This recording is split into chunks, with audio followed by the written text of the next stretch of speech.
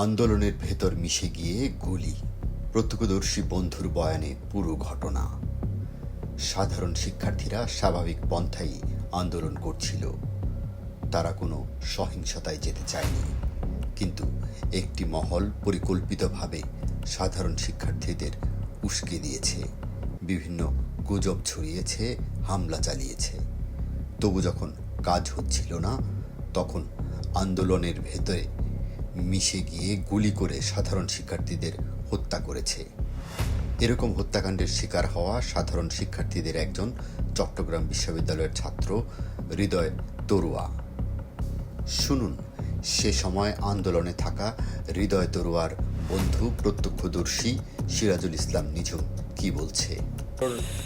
যখন গুলিটা খায়, আমি যখন চিন্তা করে দেখলাম, আমার ধারণা এই গুলি পুলিশের না। আমার ধারণা হওয়ার কারণটাও যদি আমি ব্যাখ্যা করি, আমরা যতটা ডিস্টেন্সে ছিলাম, অতটা ডিস্টেন্সে অ্যাটলিস্ট আসলেও এতটা ঘায়েল হওয়ার কথা না। ওর বুলেট পিছন দিয়ে তীব্রভাবে ঢুকে এই বুক দিয়ে বের হয়ে গেছে।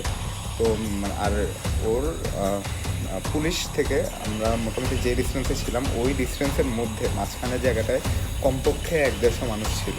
ঠিক আছে, সবাইকে ক্রস করে হৃদয় পর্যন্ত লাগা খুবই আনইউজুয়াল একটা ব্যাপার। আই ডোন্ট বাই ইট। আমার কাছে এটা মনে হচ্ছে না। আর শব্দটাও এত বিকট ছিল।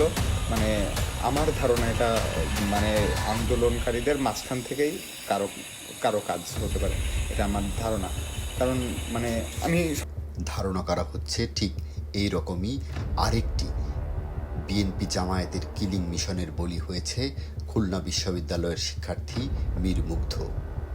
18 জুলাই মীর মুগ্ধ ছাত্র আন্দোলনে শিবির ও ছাত্রদল ঢুকেছে বলে স্ট্যাটাস দেওয়ার পরদিনই হত্যাকাণ্ডের শিকার হয়। হত্যার মাধ্যমে মুগ্ধকে চুপ করিয়ে দেওয়া হয়েছে। মীর মুগ্ধ কাদের স্বার্থে আঘাত করেছিল নিশ্চয়ই বুঝতে পারছেন। বিএনপি জামায়াতের দরকার ছিল লাশ, তাই তো সামাজিক যোগাযোগ মাধ্যমে হাজার হাজার লাশের গুজব ছড়িয়ে সমগ্র দেশবাসীকে উত্তেজিত করার চেষ্টা করেছে। আর লাশের গুজবকে প্রতিষ্ঠিত করতে নিজেরাই নেমেছিল কিলিং মিশনে।